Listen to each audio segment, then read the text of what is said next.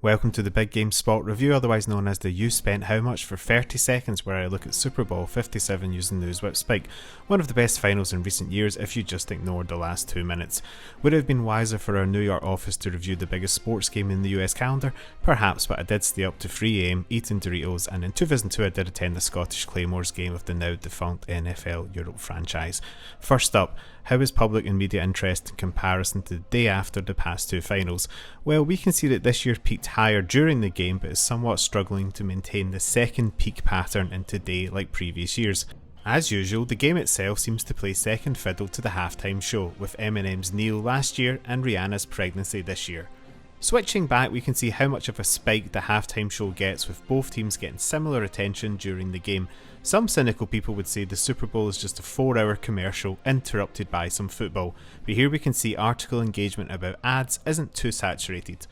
Let's take a look at some of these ads which I enjoyed watching as I worried about Patrick Mahomes' swollen ankles. The first focuses on food and bev, where many brands chose to team up with a celebrity, often with a tinge of nostalgia. There's no denying that Dunkin Donuts and Ben Affleck really struck a chord with their ad, achieving by far the most media and public attention. Is the genuine love story between the two New England Patriots, that's right, I have bad football jokes, the reason for the success? Popcorners launched their new snack with the aid of a Breaking Good campaign, where Aaron Paul returns to play the world's oldest 22-year-old, alongside the revived Walter White.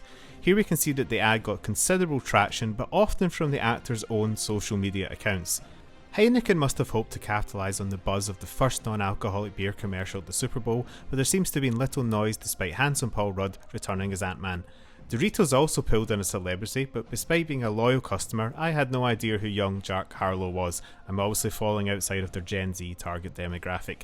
A similar story followed with Pepsi as they promoted their zero sugar option with some older stars in Ben Stiller and Steve Martin, but they failed to hit any sweet spots. What is interesting is the impact of the early release of some of these commercials. If we extend this to a week, we can see that a lot of these campaigns made a bigger impact before the night. Let's quickly move on to cars, which didn't feature too heavily, but when they did, they focused on electric vehicles. General Motors seemed to perform the best after a collaboration with Netflix featuring Will Ferrell driving through various famous sets. Jeep relied on a remix of Electric Boogie with Shaggy, which performed as well as one might expect.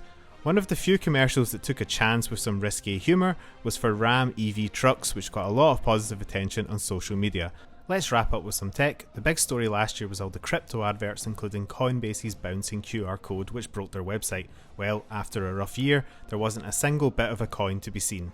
Uber tried their hand at a star-studded advert featuring P. Diddy and others, but as you can see, it got a bit of a lukewarm response. Squarespace also enlisted Adam Driver to promote a slightly psychedelic advert. A big surprise here is that Squarespace alone did not get much attention, with the focus of the feedback really being on the actor himself, perhaps a warning to brands in future. So, how did conversation match with previous years? Were Americans too distracted by various UFOs being shot down above them, or perhaps the toxic black cloud taking over Ohio? No, it seems about on par for usual, despite there really being no big talking points or controversy. Oh, there was an advert for Jesus, with AOC here suggesting Big JC, the Ghanaian carpenter, wouldn't have been a fan of the self-promotion. That's it. The real big winner looking like Dunkin with Affleck, or the Kansas City Chiefs.